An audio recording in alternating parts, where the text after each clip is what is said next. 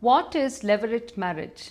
It has nothing to do with the tribe of Levi, but comes from the Latin word levir, meaning a husband's brother or brother-in-law. In an extended household where brothers live together, if one brother died without leaving a male heir, the other brother was to marry the dead brother's widow.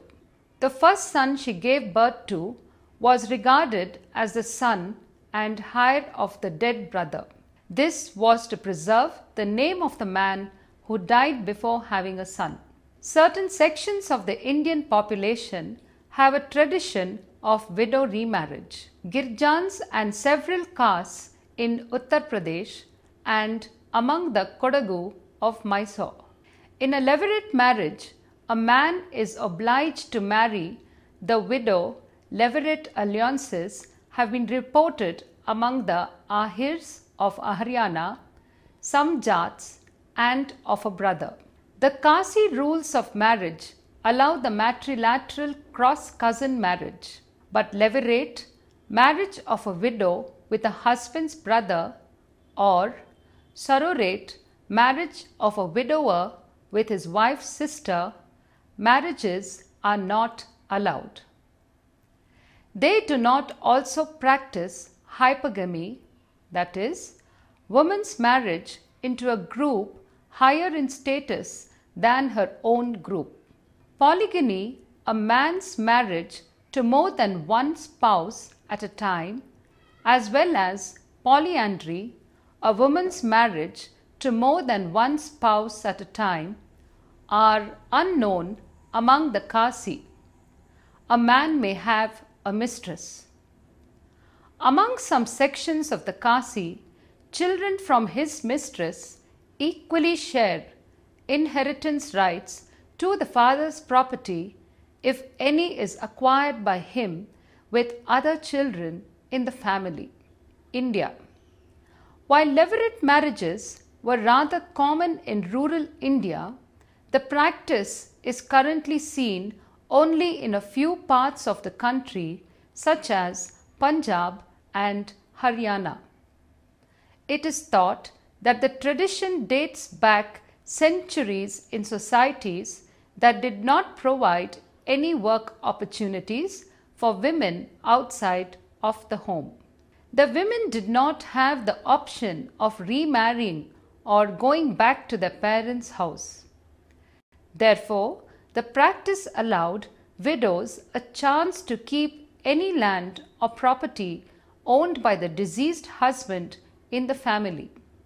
If a widow did not have any male progeny and a levirate marriage was not possible, the woman would be forced to adopt a nephew of her husband. A more common practice saw that the widow was married to an unmarried younger brother. Low-key ceremonies were held where families from both the widow and the husband's side gathered. Today, this type of marriage arrangement is only seen in remote rural regions. Africa. Africa also acknowledges levirate marriages. In Somalia, the practice is seen where provision are made under Somali customary law to determine the bride price, an amount of money or property that determines the perceived value of a woman. In northern Cameroon, the Mambila recognize the inheritance of wives where levirate marriages are practiced throughout the tribe. In western Kenya, Maragoli widows would remarry to the brother of their deceased husband. The Igbo people of southeastern Nigeria commonly practice the act of women marrying the brother of her deceased husband if she had children. This act allowed the kids to keep the identity and inheritance of their father's family. While it is not as commonplace today, the practice is still alive. The Yoruba, the Igbo, and the Hausa Fulani embrace the custom. in South Africa, the levirate marriage was called Ukungena and was upheld mostly in the past. As an increase of women's rights awareness had spread through the countries, the number of women that follow the obligation to enter such a union has fallen. Some of the last cultures to follow the custom was the Zulu, who once heavily believed in levirate unions and the ghost marriage, which meant that a deceased groom was replaced by his brother. Historical records show that levirate unions took place in the United Kingdom as a way to preserve alliances that were created through marriage. This was perceived as a method of protecting the social status of royal spouses. For example, after Arthur, the Prince of Wales, died, his widow, Catherine of Aragon, was allowed to marry his younger brother, who happened to be the future Henry VIII. This type of marriage also took place between Mary of Teck and the future George V following the death of his older brother, Prince Albert Victor, the Duke of Clarence and Avondale. Understanding the purpose of the levirate marriage and its symbolism. One of the ancient institutions that have persisted since archaic times is the levirate marriage. Here is a brief synopsis of the institution and its underlying rationale. Life of a widow in the ancient world was precarious at best. Having no inheritance rights, she was easily exploited and was frequently reduced to abject poverty and prostitution. Many ancient civilizations from India, Africa to the ancient Near East utilized the levirate marriage as a means of protecting the brother's wife from being exposed to poverty. Society expected the surviving brother of a deceased man who lacked an heir to marry the widow. It is interesting to note that according to the Kabbalah and Hindu folklore, the soul of the dead brother is reincarnated in the body of child his wife is carrying. The offspring from their marriage were considered children and heirs of the deceased.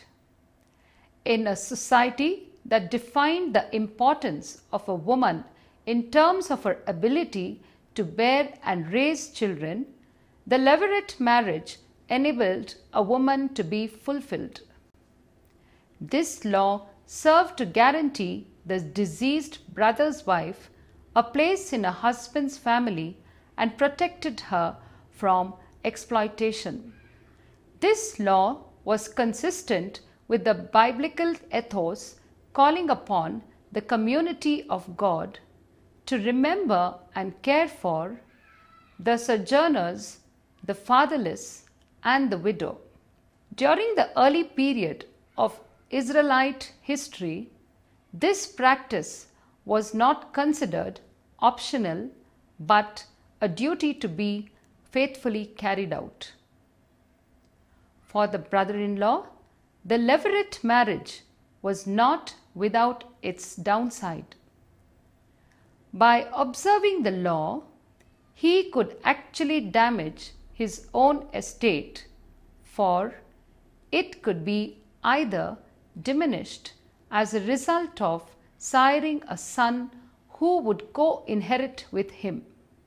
Likewise, it would be his to take responsibility for the widow as well as managing his dead brother's land, not to mention and be financially responsible for his sister-in-law as his wife. However, families took great pride in providing care for all its members. The duty to take care of the widow was considered to be a morally important duty not to be casually disregarded. Performance of the levirate was considered by ancients to be a truly magnanimous act on the part of the living brother. He was assuming obligations without necessarily deriving any corresponding benefits. It was an act of kindness not only to the widow, but it also witnessed to the dignity of the deceased individual, for his name would be perpetuated among his people. The sacred biblical framers realized that not every person would be willing to observe the institution described above. A mechanism was set in motion that would allow the widow to remarry anyone of her choosing, but she could not do so without the assistance of her brother-in-law. A special ceremony known as Halitza provided the means by which a brother-in-law releases himself of the obligation to marry his deceased brother's wife should the brother have died before producing offspring. The ceremony involves taking of the brother-in-law's shoe as he hands it to his deceased brother's wife to release her from the duty of marrying him in order to produce a name for his brother. The woman is then free to marry whomever she chooses. In Deuteronomy, the law reads, "Then his brother's wife shall go up to him in the presence of the elders, pull his sandal off his foot, and shall spit in his face." Quite literally. Commentaries softened the text to mean that she should spit toward him. In the story of Ruth, her liver removed his shoes, and by doing so, removed any interest that he would have in taking care of Ruth's land and household. This enabled Boaz to become the next in line to perform the levirate marriage. A widow removed his authorization to administer the land of her household. Spitting among Bedouin Arabs is still often a cause of blood feud.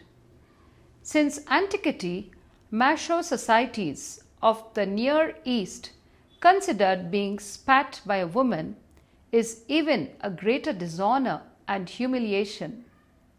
Nevertheless, in this case, the Torah protects the women, and there is nothing the kinsman can do. But why the humiliation? The purpose is to embarrass the liver for not carrying out his duty in front of the community, which was held at the entrance chamber of the city, where all the town officials and magistrates sat. In an honor-based society where pride and respect are qualities men will fight and die for, the ceremony described must have had a sobering effect on a society which placed the good and welfare of the family over that of the individual.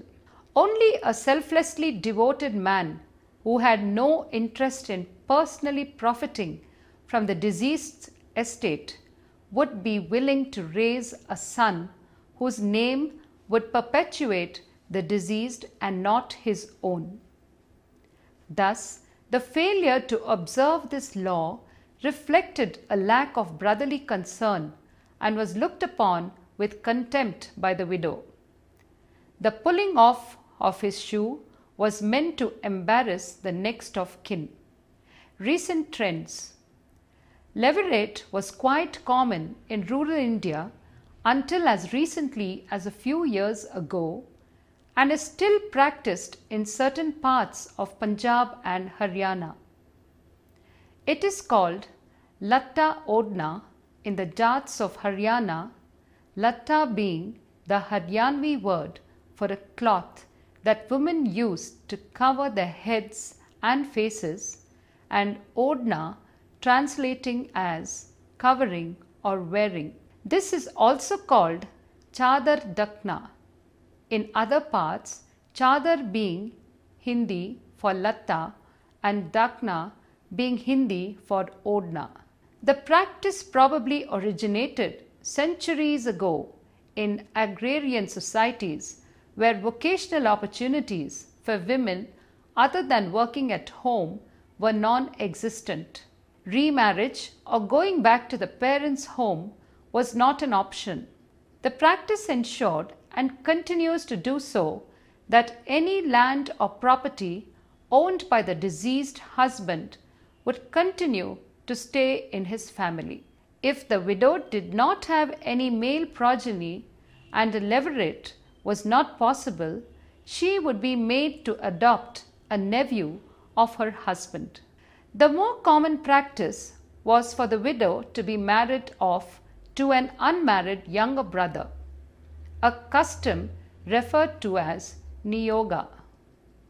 The ceremony was generally a low-key affair where families from both the widow and the husband's side got together and came to the decision without any of the fanfare that was generally associated with weddings. In recent years, the levirate has all but disappeared except from the remote rural areas. Such marriages still take place in both rural and urban Bangladesh, especially in the lower and middle income groups. Sororate. This term was introduced by Sir James Fraser to designate all marriages with a wife's sister, whether in the lifetime of the first wife or after her death. In his view, it is complementary to the custom of the levirate, and both are offshoots from one common root, a system of group marriage in which all the husbands were brothers and all the wives were sisters to each other, though not to their husbands, and that system in its turn originated in a simple desire to get wives as easily and cheaply as possible. It is to be noted that in cases where fraternal polyandry is permitted, the wife of the eldest brother is the common wife, while the wife of the youngest brother belongs to him alone, and that in societies where a definite relation as the cross cousin is prescribed for the eldest son, the youngest son is free to marry whom he will or can within the more general rules of exogamy, so that the wives of the younger brothers in such cases do not or may not possess the status required for the wife of the eldest brother, while the younger sister of the late wife would possess that status. In the case of the matrilineal Garos, marriage with a prescribed relative, the cross cousin, the son of a woman's mother's brother, is binding only on the youngest daughter. No rights are conferred by marriage with the elder daughters. It is further to be noted that as with the Balla, the Illa-speaking people, a woman though married may be called to leave her husband and her children to become the wife of her late sister's husband under the sororate regulation. In India, it is generally the wife's younger sister who is taken as a second wife when the first wife is barren or suffers from an incurable disease. In advanced communities, marriage with the deceased wife's sister occurs for practical reasons when there are young children to be brought up. In primitive communities, the relationship created by the first marriage between the two families is marked by a series of obligations of an economic, religious, and social nature, so that there is clearly an advantage in maintaining the existing mode of relationship over the creation of a new series of an analogous obligations. Thus, in Ashanti, in the case of chiefs, when a wife dies, the family are expected to replace the deceased woman by giving her sister in marriage to the chief. Surrogate marriage. Surrogate marriage is a type of marriage in which a husband engages in marriage or sexual relations with a sister of his wife, usually after the death of his wife or once his wife has proven infertile.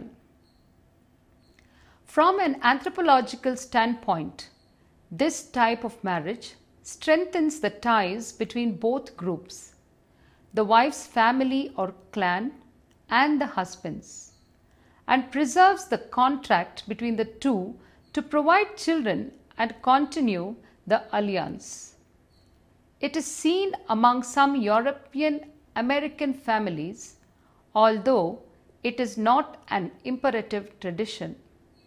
The Athabaskan speaking Inuit people, formerly known as Eskimos, of northern Alaska, Canada, and Greenland, follow or followed this custom. It is also followed by the Chickasaw group of the Western Apache, who are Athabaskan speaking, as is levirate marriage.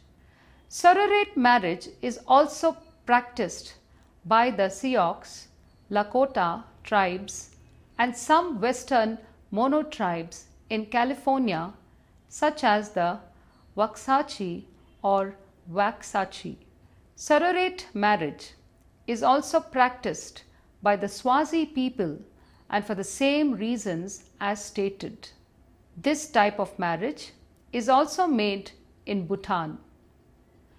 The former king Jigme Singh Wangchuck, the current king's father, is married to 4 wives, all of whom are sisters.